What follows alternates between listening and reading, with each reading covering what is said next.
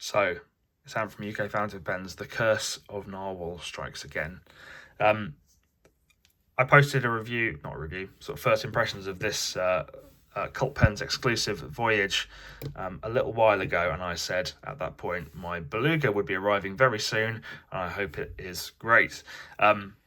It wasn't great because when I took it out of the box, the piston had just pulled straight out of the end. There was a piece of plastic in here that had sheared off, and the whole piston mechanism was just separate from the pen. Not great.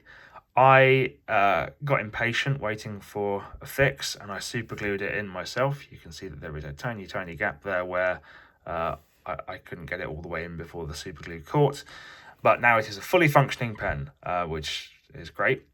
I mainly wanted to spend this video talking a little bit about Narwhal's reputation and support.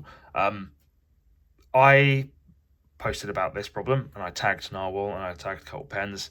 Narwhal did get in touch with me via Instagram DM, a guy called Frank, and he offered to sort it out and get me a replacement via Cult Pens because they didn't directly have any more of this limited Beluga model themselves.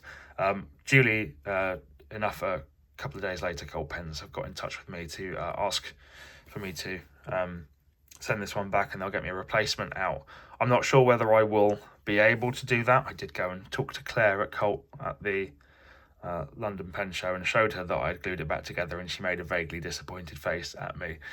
So I might have to just hang on to this. It is in fully working order.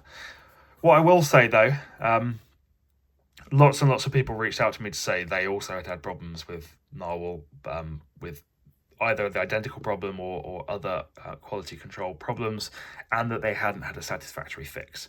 So I'm hoping that Frank getting in touch with me promptly is not just because I'm a big celebrity in the pen space, but just because they're actually getting better at customer service. I certainly think that buying from a retailer like Cult Pens, you will definitely be looked after if something does go wrong. But buyer beware and all of that. Now, if you remember the first video, I said I really liked this Cult Pens exclusive. I didn't like the colours very much. I bought this one, which is the limited edition Beluga, and mine is number 300. Oh no, number 240 out of 300. As you can see, it's a Jonathan Brooks cool tone primary manipulation blank, and it's really, really pretty. The purples, the blues, the reds, the milky whites. I think calling it the Beluga was great because these colours, they do make you think a little bit of the deep sea. It's lovely. Everything else about the pen that I liked about this is still here. It's still a long, comfortable section. The threads are still good.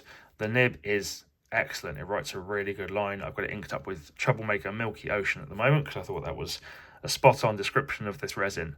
The ink window is still there. The polish is great.